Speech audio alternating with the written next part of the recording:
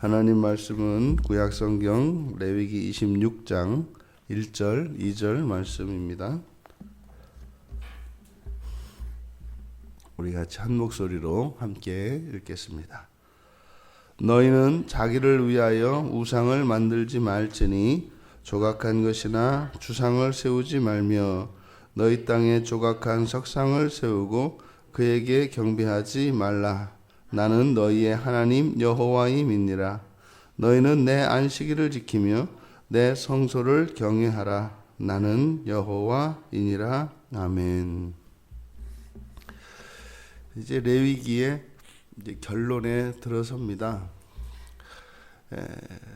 이게 레위기에서 구체적인 이런 제사법들, 그리고 이스라엘 백성들이 이제 가나안 땅에 들어가서 그들이 지켜야 할 이제 규례들을 쭉 열거를 했는데, 이제 결론을 내리는 부분에서 10계명을 요약을 하는데, 그 10계명을 첫 번째 돌판에 있는 4계명까지 하나님과 하나님 백성에 대한 이 첫 번째 돌판에 있는 계명으로 요약을 하고, 그 가운데에서도 2계명과 제2계명과 제4계명으로 전체를 요약하고 있습니다.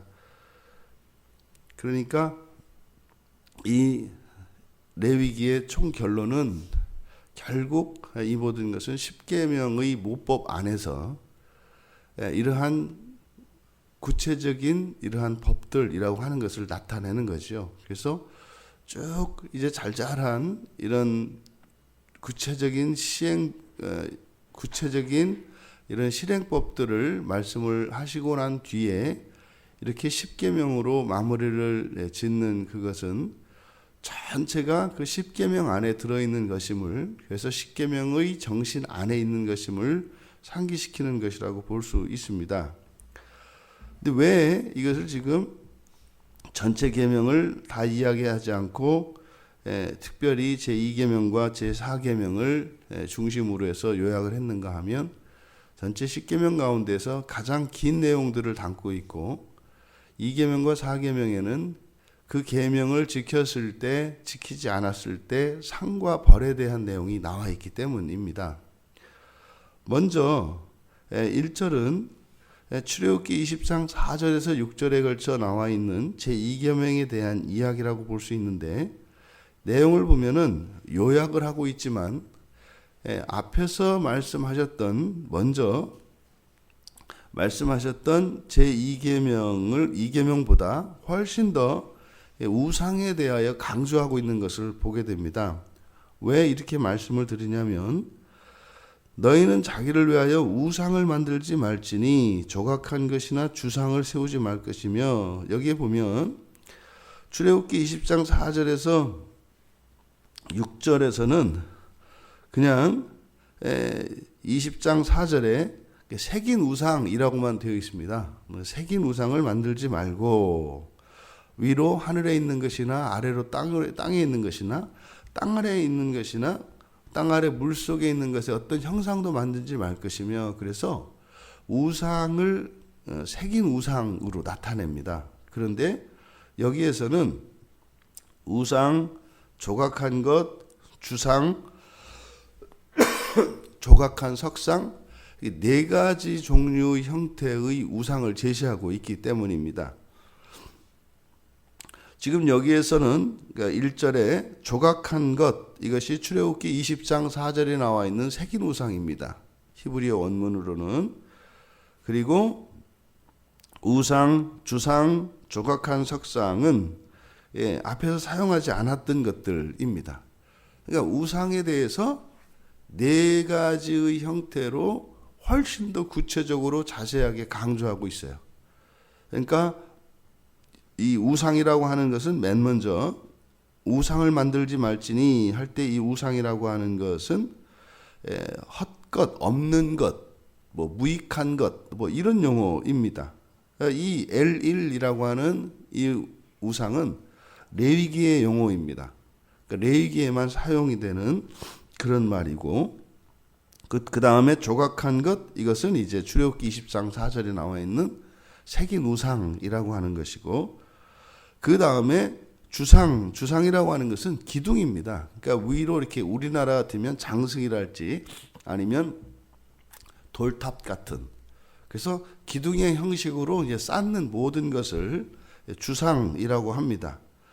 이 주상은 성경에서 창세기 28장과 창세기 31장에서 야곱과 관련하여 야곱이 맨 처음 쌓는 것이 이 주상입니다. 그래서 창세기 28장 18절과 22절에 보면 야곱이 고향을 이제 떠나서 베델이죠. 훗날 거기에 베델이라고 하는 이름을 붙이게 되는데, 그 베델에 돌단을 쌓는 것, 그것이 이제 여기서 말하는 주상입니다. 그때 기둥을 세우죠. 그리고 거기에 성전을 세울 것과 11조를 약속을 합니다. 그리고 이제 외삼촌 라반의 집에 가 있다가 이제 라반의 집에서 이제 떠나올 때 라반과 야곱이 언약을 맺습니다. 창세기 31장에 45절과 51절에 기둥을 세워서 언약을 맺습니다. 그러니까 이때 당시에 고대 근동에 이렇게 주상을 쌓아서 그것을 어떤 신 앞에 어떤 맹세의 표시, 이런 언약의 표시로 고대 근동에서 사용했던 것으로 보여져요. 그러니까 지금 레위기에서는 바로 그것을 금하고 있습니다. 일체의 다른 하나님과의 그 맹세, 서약에 다른 것을 쓸 수 없도록, 그러니까 당시에 고대 근동에 있던 그런 문화를 배격하는 거죠. 그리고 이제 조각한 석상, 이 마슈키트라고 하는 것은 이렇게 보이도록 형상을 조각한 것. 민수기 33장 52절에서는 이제 새긴 석상이라고 되어 있는데, 이 단어도 이 모세오경에서는 민수기 33장 52절과 그 다음에 레위기 여기에만 사용됩니다. 그러니까 여기에는 화상도 포함이 됩니다. 그림으로 어떤 형태로든지 가시적으로 나타내는 넓게는 이러한 그림도 포함될 수 있는 것이 이제 조각한 석상이다. 이렇게 이 계명에서는 한 가지 새긴 우상, 지금 레위기 26장 1절에서는 조각한 것이라는 한 가지 우상에 대해서만 금했습니다만, 여기서는 네 가지로 이렇게 확장시켜서 이야기하고 있다. 그리고 이것에 대한 이유, 하지 말아야 되는 이유에 대해서 나는 너희의 하나님 여호와임이라. 여기에는 사실은 1계명, 나 외에 다른 신을 내게 두지 말라고 하는 1계명이 함축되어 있습니다. 그런데 출애굽기에는 그 뒤로 이어지는 내용이 있죠. 내 하나님 여호와는 질투하는 하나님인즉 하고, 그 뒤로 나를 미워하는 자는 또 내 계명을 지키는 자는 해서 뒤에 상벌에 대한 약속이 있습니다. 그런데 그게 여기에는 빠져 있습니다. 근데 이 내용이 뒤에 3절 이하 전체 26장을 이룹니다. 그러니까 그 상벌에 대한 내용이 3절 이하에서 구체적으로 자세하게 이것이 설명되고 있는 것을 볼 수 있습니다. 4계명도 마찬가지 형식으로 되어 있습니다. 출애굽기 20장 8절에서 11절까지 기록되어 있는 이 제4계명, 안식일을 지키라는 거죠. 안식일을 기억하여 거룩하게 지키라로 시작되는 이 안식일 계명, 이것은 지금 여기에서는 추가가 되는 게 있어요. 내 성소를 경외하라 이렇게 되어 있습니다. 내 안식일을 지키고 내 성소를 경외하라. 그러니까 여기서는 안식일을 지키는 것이 보다 더 구체화돼서 성소를 경외하라로 압축되어 있습니다. 출애굽기에서는 6일 동안 일을 하고, 그리고 이 안식일은 아무 일도 하지 않도록, 그래서 그 날을 거룩하게 지키도록 이야기를 했는데, 좀 더 구체적으로 성소를 경외하라. 그러니까 안식일의 핵심이 일하지 않는 데 있는 것이 아니라 하나님께 예배하는 것임을 여기서 구체적으로 밝히고 있습니다. 마찬가지로 이렇게 제4계명을 지켜야 되는 이유로서 나는 여호와다 이렇게 말씀을 합니다. 출애굽기 20장 11절에서는 나 여호와가 안식일을 복되게 하여 그날을 거룩하게 하였느니라. 그러니까 그날을 거룩하게 하고 복되게 하신 여호와로 설명되어진 20장 11절에 나오는 제4계명의 내용이 또 여기에는 생략되어 있어요. 그리고 복 주시고 거룩하게 하신 이 내용이 마찬가지로 뒤쪽으로 빠져 있습니다. 그러니까 26장 전체는 그러니까 10계명을 제2계명과 제4계명으로 요약하고 있습니다만은 10계명 전체에 나와 있는 하나님의 축복과 저주에 대한 내용이 보다 더 구체적으로 자세하게 확장되고 있다.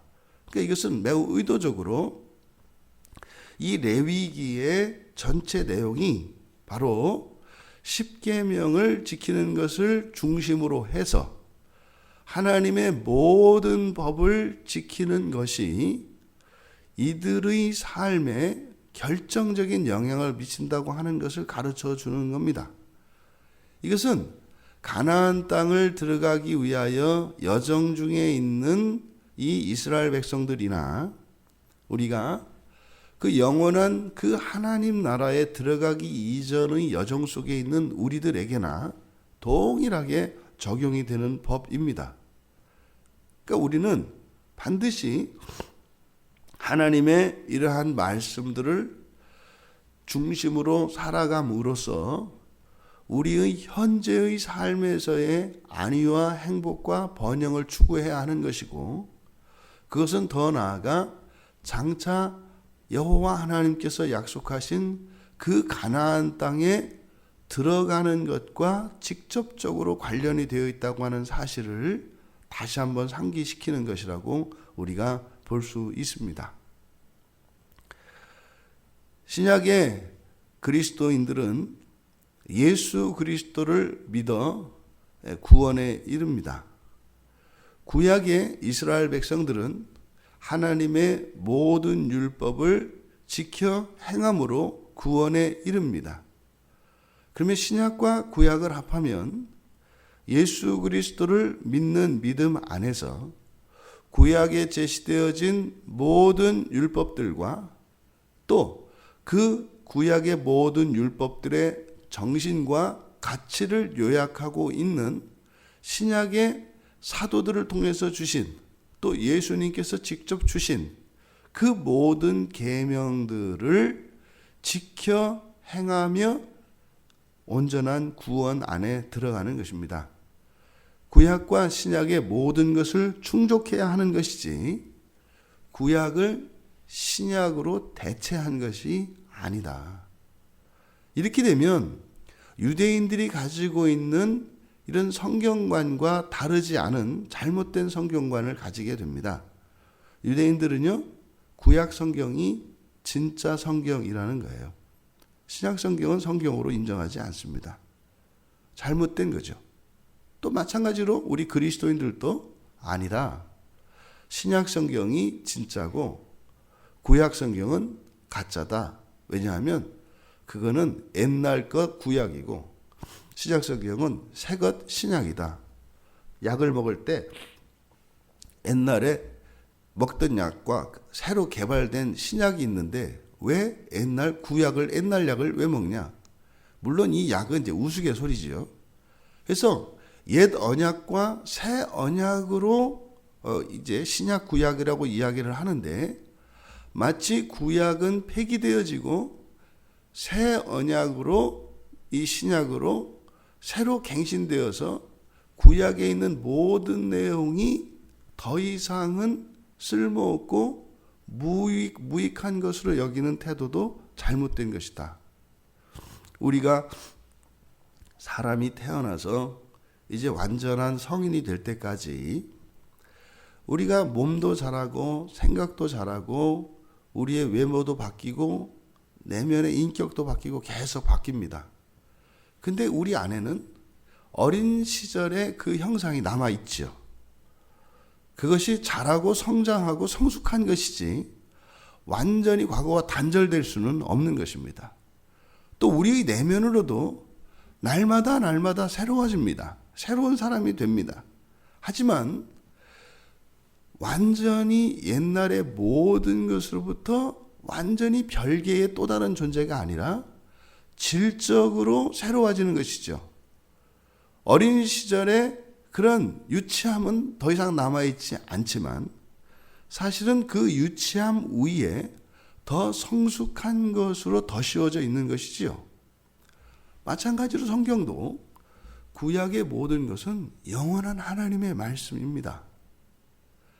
그리고 그것이 예수 그리스도께서 오셔서 주신 이 복음을 통해서 문자적으로 구약에 있는 모든 것을 완벽하게 지키는 행위를 가르치는 것이 아니라 바로 구약에 있는 율법이라고 하는 것은 하나님의 자녀들의 이 존재가 어떠함을 가르쳐 주는 것이고 그것을 추구하며 그것을 따라 살아가야 하는데 우리의 힘으로는 불가능하고 예수 그리스도를 믿는 믿음 안에서 하나님의 은혜를 구하며 나아갈 때 우리의 내면에서는 성령 하나님께서 우리의 본성을 바꾸어 주시고 이런 본성의 변화에 따라 우리가 살아가는 이 자연 속에서 역사하는 영적 존재들인 천사들이 있습니다. 이 천사들의 도움을 받으며 우리가 이 세상의 환경을 변화시키며 살아가는 겁니다. 이것이 꽉 찬 구원에 대한 성경의 계시입니다. 그래서 여전히 우리에게 구약에 있는 율법이 법적으로 유효한 것이 아니라 우리를 구원하신 그 하나님의 최종적인 구원의 완성이 무엇인지를 구체적으로 구약 성경의 율법들이 우리에게 가르쳐 주는 것입니다. 그러니까 구약에 있는 율법을 지켜야 한다고 하는 것이 이게 무슨 공로로 우리 스스로 그렇게 구원에 이른다는 것이 아니라 장차 우리가 어떠한 존재가 되어질 것인가 하는 것을 보여준 것이 구약의 율법입니다. 종종 구약의 율법을 이야기하면 퍽하면 하는 이야기가 공로 이야기를 합니다. 율법을 지켜야 한다 이렇게 했을 때 그것도 공로주의다. 구약의 백성들이 그렇게 하다 실패하지 않느냐? 이걸 공로라고 하지 않습니다. 숨 쉬는 게 공로입니까?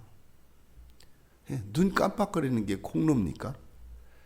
그러니까 구약에 있는 율법들은 법적인 명령이라기보다는 살아있는 사람들의 어떠함을 진술하는 것과 같이 구원받은 하나님의 백성들, 다시 말해서 하나님의 자녀가 된 이 땅의 백성들의 존재가 어떠한 존재인가를 묘사하는 것이다.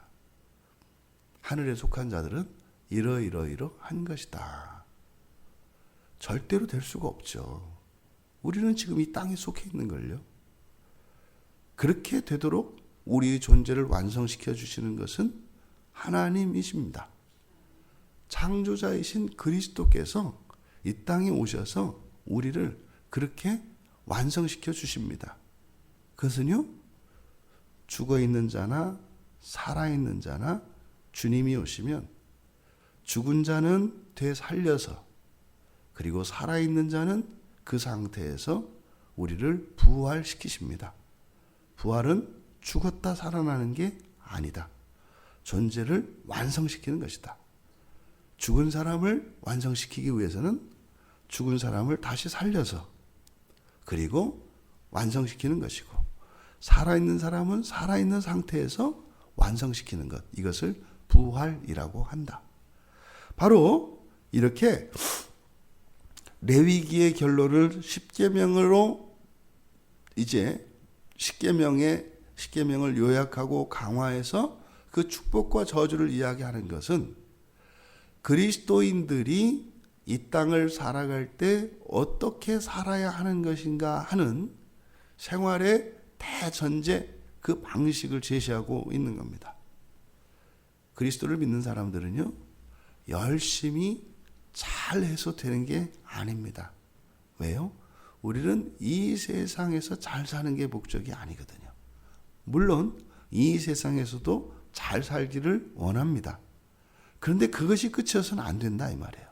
그러면 이 세상에서도 잘 되고, 그리고 저 하나님 나라에서도 잘 되는, 그것이 바로 하나님의 말씀을 알고 지켜 행하며 완전에 이르러 그리스도에 이르기까지 끊임없이 하나님의 은혜를 구하며 살아가는 것이 그리스도인의 신앙생활이라고 하는 것을 우리가 기억해야 할 것입니다. 지금 이 문맥에서 이스라엘 백성들에게는요, 너희들이 이제 약속의 땅에 들어가면 열심히 일해야 한다, 다른 사람들보다 더 잘해야 한다, 일체 이런 이야기가 없습니다. 오직 하나님의 말씀을 따라 살아가라. 하지 않아도 되는 일을 죽어라고 땀 흘리면서 할 필요가 없다는 겁니다. 그래서 참으로 우리가 이 세상을 살아가며 세상 사람들과 구별된 분명히 다른 삶이 있다는 것을, 그 말씀의 성취를 맛보는 우리들이 되기를 바랍니다. 하나님의 말씀 안에 거하고자 할 때 참으로 우리의 힘으로 우리가 일하여 만들어내는 그 무엇이 아니라 하나님께서 주시는 그 은혜로 이 세상을 살아가되, 내 힘으로 내 공로로 쌓는 그것과는 비교할 수 없는 그 더 영광스러운 그 삶을 살아갈 수 있는 우리 모두가 되시기를 주님의 이름으로 축원합니다. 존귀하신 하나님, 이스라엘 백성들에게 주셨던 이 말씀의 교훈이 이 시대를 살아가는 저희 그리스도인에게도 동일한 진리임을 믿습니다.